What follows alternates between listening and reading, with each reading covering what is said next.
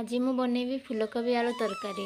प्रथमे फूलकोबी को काटिदेली, काटिकी ताकू उषुम पानी पकईदेली। से हलदी गुंड और लुण पकईकी भल भाव धोईदेली।